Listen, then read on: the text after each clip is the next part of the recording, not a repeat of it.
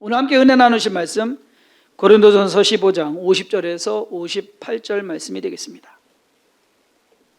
제가 봉독하겠습니다. 형제들아, 내가 이것을 말하노니 혈과 육은 하나님 나라를 이어받을 수 없고 또한 썩는 것은 썩지 아니하는 것을 유업으로 받지 못하느니라. 보라, 내가 너희에게 비밀을 말하노니 우리가 다 잠잘 것이 아니요 마지막 나팔의 순식간에 호련히 다 변화되리니 나팔 소리가 나매 죽은 자들이 썩지 아니할 것으로 다시 살아나고 우리도 변화되리라. 이 썩을 것이 반드시 썩지 아니할 것을 입겠고 이 죽을 것이 죽지 아니함을 입으리로다. 이 썩을 것이 썩지 아니함을 입고 이 죽을 것이 죽지 아니함을 입을 때에는 사망을 삼키고 이기리라고 기록된 말씀이 이루어지리라. 사망아, 너의 승리가 어디 있느냐? 사망아, 내가 쏘는 것이 어디 있느냐? 사망이 쏘는 것은 죄요 죄의 권능은 율법이라. 우리 주 예수 그리스도로 말미암아 우리에게 승리를 주신 하나님께 감사하노니, 그러므로 내 사랑하는 형제들아, 견실하며 흔들리지 말고 항상 주의 일에 더욱 힘쓰는 자들이 되라. 이는 너희 수고가 주 안에서 헛되지 않은 줄 알미라. 아멘.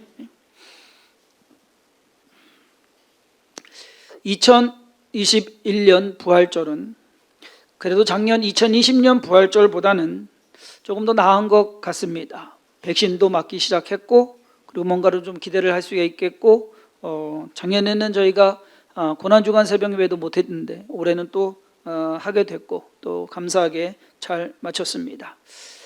내년 부활절은 예전처럼 거리두기 없이 다 같이 모여서 예배도 드리고 행사도 할 수 있기를 소망을 해봅니다.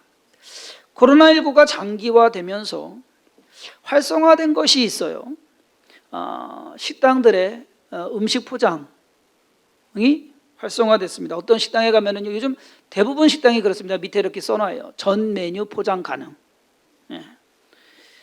예전 같으면 포장이 안 되던 메뉴들도 웬만하면 다 포장이 되도록 식당들이 그렇게 만들고 자기들이 연구를 하고 그러한 것으로 이제 변화되어 가고 있습니다.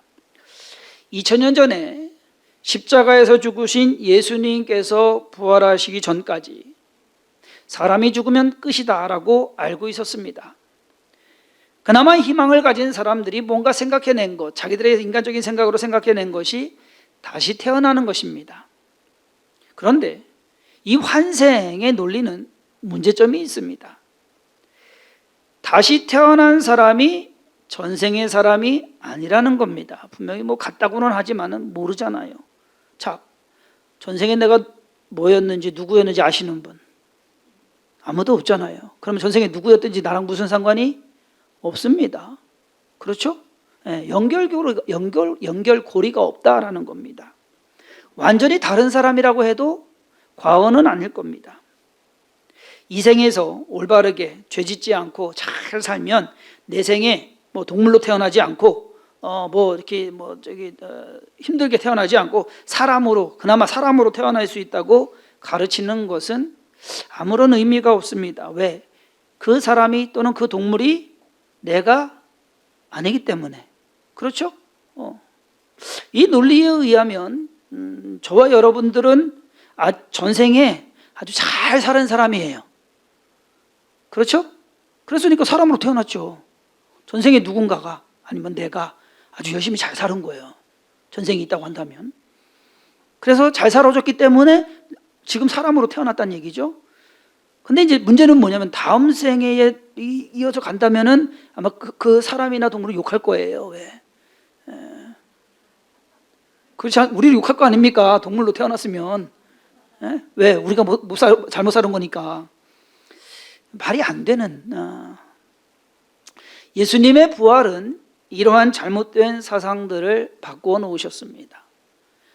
먼저는 사람은 죽으면 끝이다라는 그 생각을 바꿔 놓았습니다.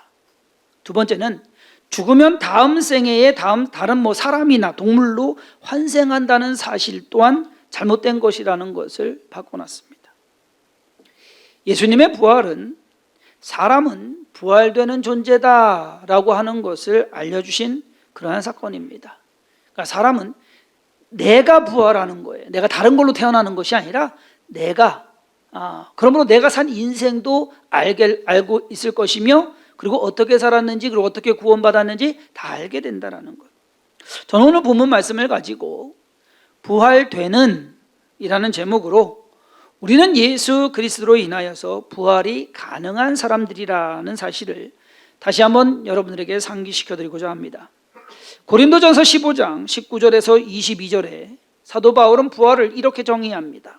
만일 그리스도 안에서 우리가 바라는 것이 다만 이 세상의 삶뿐이면 모든 사람 가운데 우리가 더욱 불쌍한 자이리라. 그러나 이제 그리스도께서 죽은 자 가운데서 다시 살아나사 잠자는 자들의 첫 열매가 되셨도다. 사망이 한 사람으로 말미암았으니 죽은 자의 부활도 한 사람으로 말미암는도다. 아담 안에서 모든 사람이 죽은 것 같이 그리스도 안에서 모든 사람이 삶을 얻으리라. 예수님의 부활은 우리로 하여금 우리 또한 부활이 가능하다라고 하는 것. 그러므로 부활은 가능케 되었다라는, 예전에는 가능하지 않았는데 이제는 가능케 되었다라는 것을 먼저 이야기합니다.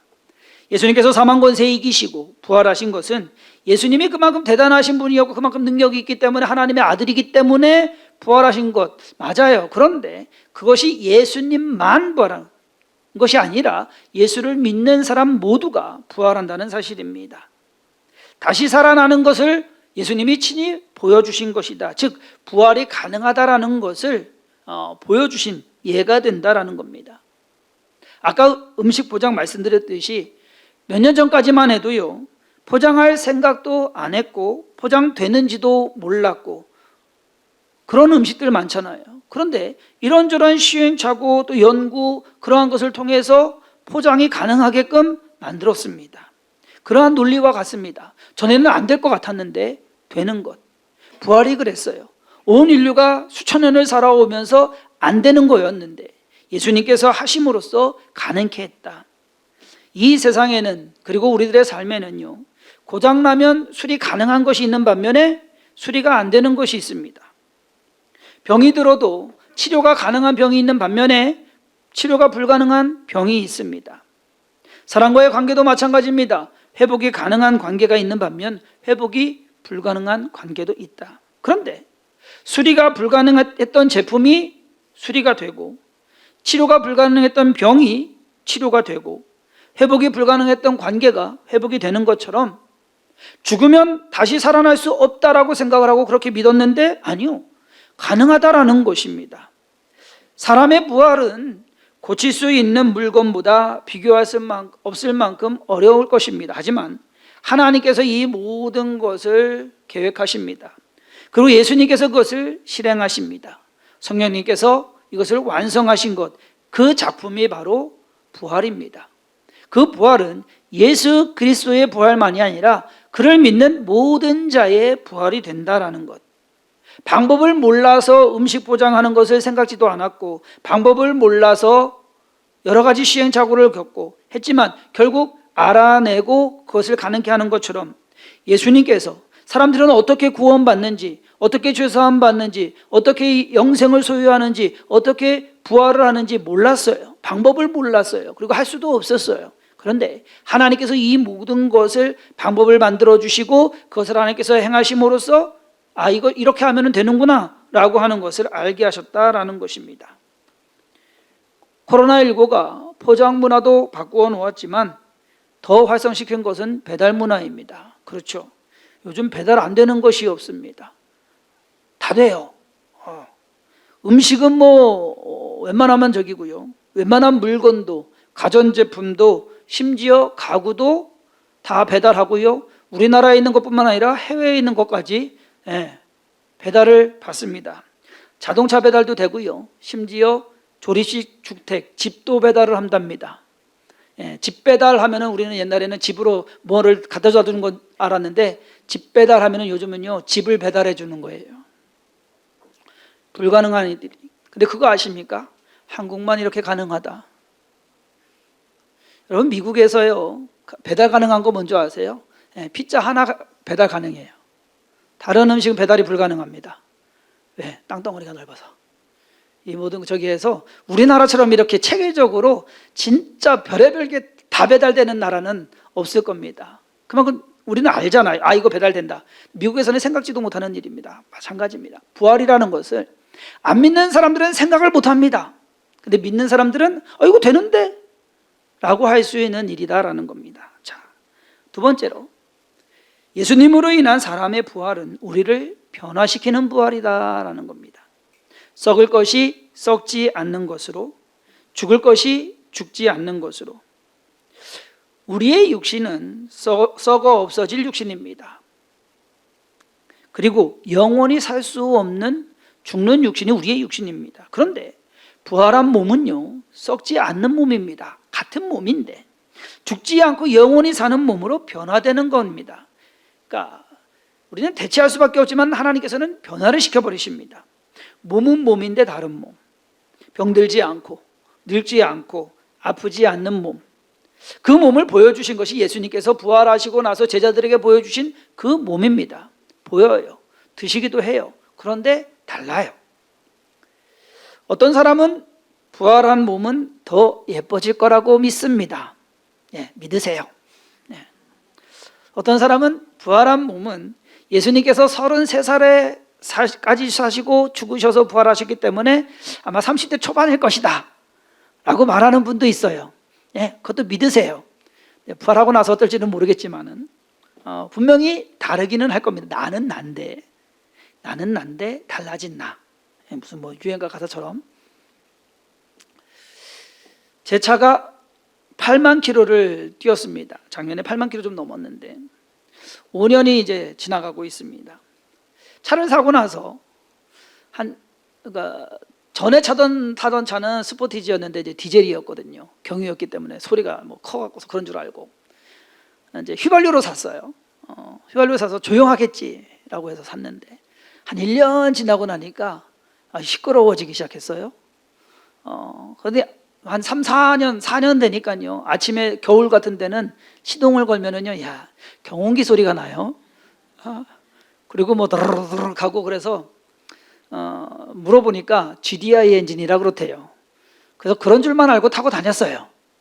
그래서 작년 말에 장거리 어디를 이제 운행하고 왔는데 이 소리가 달라요. 그러니까 전에 나던 소리하고 소리가 달라요.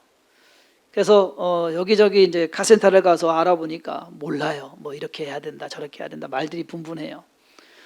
그래서 예전에 다니던 데를 한 찾아가고서 사장님하고 이제 한 바퀴 이렇게 도니까 그 사장님이 뭐가 문제인지 알겠대. 그러고서 이제 카센터 들어가 가지고서 보네트 열고서 하는데 갑자기 불러요. 그래서 왜 그러냐 그랬더니만 엔진 오일이 하나도 없대요. 여러분들이 웃으시는 이유는 내가 엔진 오일을 제가 안 가른 줄 알고서 가른 지 2,000밖에 안 됐어요. 그러니까 필터를 보니까 새 건데 오일이 하나도 없다는 거예요. 그래서 도대체 오일이 샌 적은 없어요. 그래 하시는 말씀이 이 엔진 특징이 오일을 먹는 게 있다라는 거. 그 안에서 연소돼 버리는 거예요. 그래서 빨리 이제 우리 청주에는 이제 두 군데더라고요. 공단공업사하고 이쪽 미평 쪽에 하나 또 있는데 거기를 가서 검사를 하래요. 그래서 가지고 갔어요. 갔더니 이런 문제가 있어서 왔다. 그랬더니 이제 엔진 오일을 다시 채워주고 봉합을 합니다. 그러고 나서 3,000km 뛰고 나서 다시 오래요. 그래서 3,000km를 뛰고서 다시 갔어요. 그랬더니 엔진 말 그대로 오일이 없어지는 거예요. 그래서 무상수리가 딱 무상수리 되는 마지막 날 3월 11일 날 목요일 날 들어가서 금요일 날 아침에 나왔어요. 새 차요. 너무 조용한 거예요. 차가 와, 이 차가 이럴 수도 있는데 그런 줄 알고 타고 다닌 거예요. 우리 차는 이런 거다라고 생각을 하고 아니더라고. 뭔가 바뀌었다는 것. 여러분 부활이 그런 겁니다. 내 몸은 항상 썩는 거고 늙는 거고 뭔가 힘들고 아프고 병들고 우리의 인생은 참 고달프고 한다고 이것이 인생이다라고 생각을 했는데 부활은 아니다라는 거예요. 이걸 변화시키는 겁니다. 그것이 인생이 아니다라는 거예요.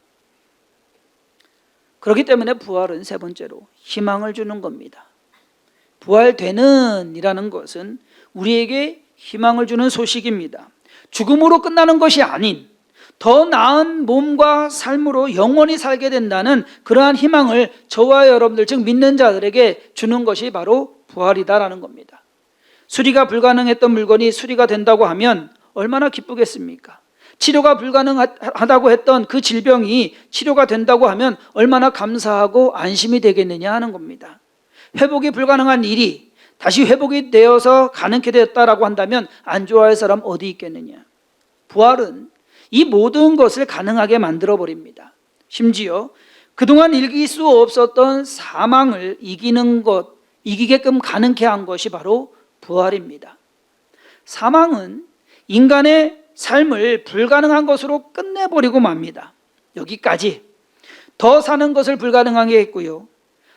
다른 사람과의 관계도 끝내게 했고요. 죽으면 끝이잖아요. 우리가 하고자 했던 일들도 계획하고 하지만 죽으면 그 모든 것이 끝나버리는, 사망이 멈추게 하는 그것이 바로 사망이었습니다. 이길 수 없는 존재. 사망은 우리에게 절망을 주었고 인간의 무능함을 느끼게 해 주었으며 이기거나 극복할 수 없는, 도저히 우리가 어떻게 할 수 없는 그것으로서 그렇게 생각을 해왔습니다. 그런데 부활은 우리도 사망을 이긴다 라고 하는 것을 보여주었고 절망을 희망으로 바꿔놓은 것입니다. 그러므로 여러분, 삶에 아무리 힘들고 어려운 일이 있어도, 그리고 육신의 질병이 있어서 고통스러운 시간을 보낸다고 해도, 일이 마음대로 안 되고 꼬여서 걱정되고 힘들어서 슬퍼한다고 해도 여러분, 그것 때문에 우리의 인생은 이걸로 끝나는 것이 아니거든요. 이것이 우리의 인생의 정의가 아니거든요. 힘을 내시고 주님 안에서 소망을 가지시기를 주님의 이름으로 축원합니다. 왜? 저와 여러분들은 부활되는 사람들입니다. 우리가 한번 의심해서 나는 부활되는 사람이야 라고 해요. 그러한 마음으로 살아가야 돼요. 아픈 것으로 끝나는 인생이 절대 아니다라는 것, 슬픔으로만 채워진 인생도 아니다라는 것, 죽음으로 사라질 인생도 아니다라는 것. 저와 여러분들은 부활되는 인생입니다. 그러므로 그것을 바라보고 그 안에서 소망을 가지시면 된다. 마지막으로 사도 바울은 오늘 본문 말씀에서 부활되는 몸을 가진 자가 어떻게 살아야 하는지 말해주고 있습니다. 58절에 그러므로 내 사랑하는 형제들아 견실하며 흔들리지 말고 항상 주의 일에 더욱 힘쓰는 자들이 되라. 이는 너희 수고가 주 안에서 헛되지 않은 줄 알미라. 부활되는 사람은요, 인생을 막 살아서는 안 됩니다. 포기하고 힘들어하면서 그렇게 살아도 안 된다라는 거예요. 그냥 열심히 살면 돼요. 올바르게 살면 돼요. 이 세상의 삶이 끝이 아니기 때문에. 사도 바울이 권하는 두 가지 권고사항은 뭐냐? 첫 번째로는 견실하며 흔들리지 말라. 왜 이렇게 말할까? 초대교인들은요, 예수님의 재림이 빨리 올 것이다 라고 생각을 했습니다.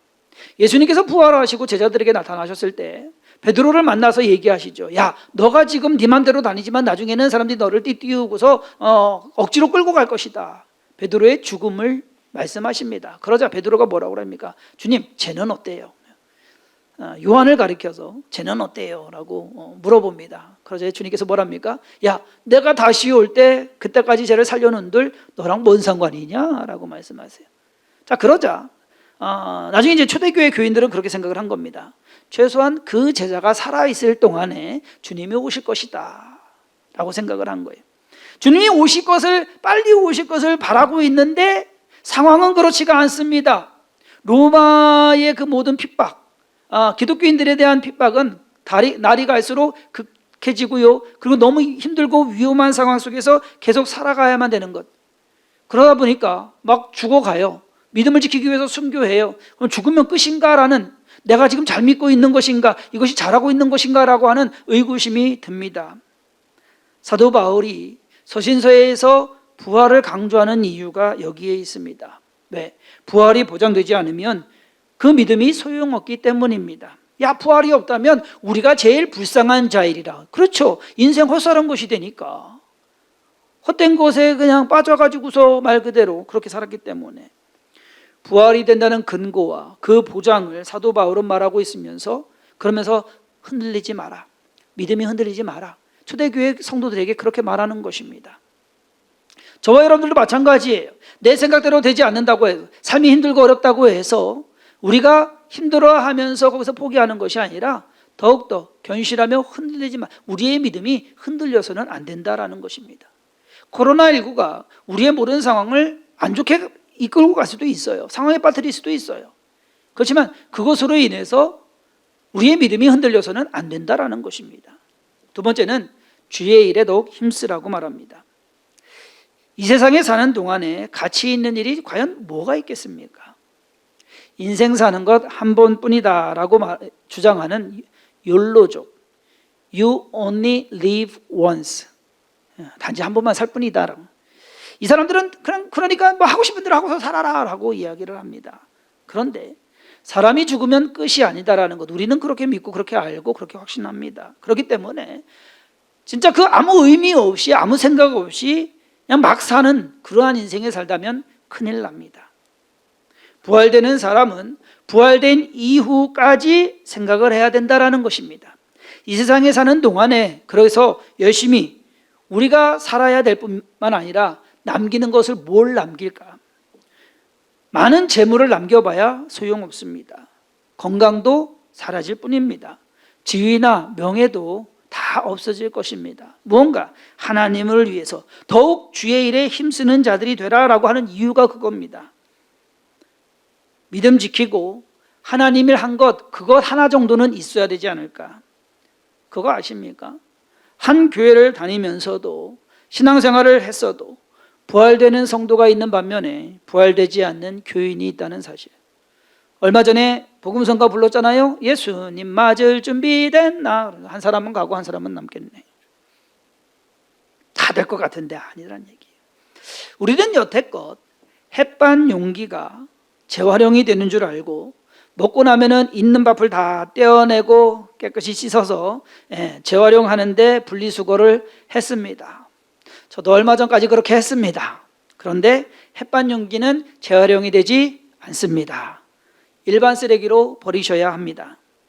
햇반 용기는 플라스틱 아더라는 것으로서 구분이 돼가지고 쉽게 말해서 플라스틱의 성분이 있는데 다른 성분들이 복합돼서 들어가 있는 거예요.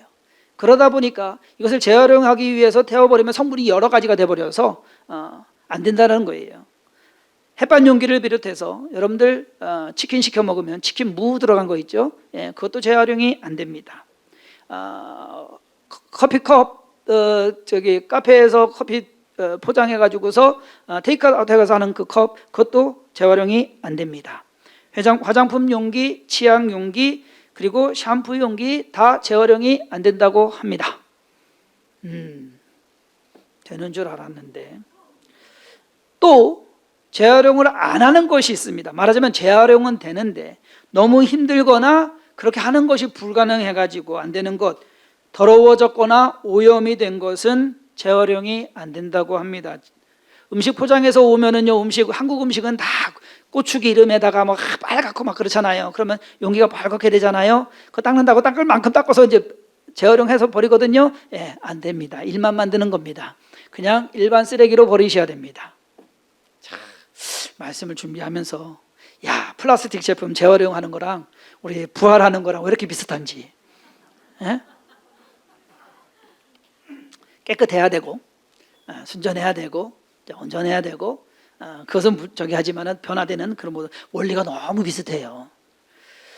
사도 바울이 우리로 하여금 부활을 설명하면서 마지막으로 권면하는 말이 견실하며 흔들리지 말고 항상 주의 일에 더욱 힘쓰는 자들이 되라 한 이유가 쉽게 표현해서 이것저것 섞인 햇반 용기처럼 믿음의 순수성이 떨어지는 성도가 되지 말라는 얘기입니다. 우리의 믿음은 순수함을 지켜야 됩니다. 거기에다가 재활용이 가능하더라도 오염이 되면 안 되는 것처럼 신앙이 오염되지 않도록 주의하라 하는 겁니다. 우리는 제대로 잘 믿었다고 생각을 하는데, 나는 열심히 다녔다고 생각을 하는데 아닐 수도 있다라는 사실. 우리는 부활되는 사람들입니다. 즉 안 되는 것 없고 안 될 것도 없습니다. 부활은 우리의 인생을 온전하게 만들어줄 것입니다. 모든 것이 회복될 것이며 치료될 것이며 고쳐질 것이며 바로 잡히게 될 것입니다. 문제는 우리가 어떻게 그것을 잘 유지해 가느냐라는 겁니다. 부활되는 사람으로서 열심히 그리고 최선을 다해서 살아가시길 주님의 이름으로 축원합니다. 기도하겠습니다. 우리의 삶은 사망으로 끝나는 줄 알았습니다. 죽으면 모든 것이 다 끝나고 거기서 더 이상 기대할 수 있는 것은 없다고 생각을 했습니다. 그러나 예수 그리스도의 부활은 우리로 하여금 소망을 갖게 합니다. 그리고 다음 세상을 바라보게 합니다. 하나님, 우리의 인생은 이 땅에서의 인생이 끝이 아닙니다.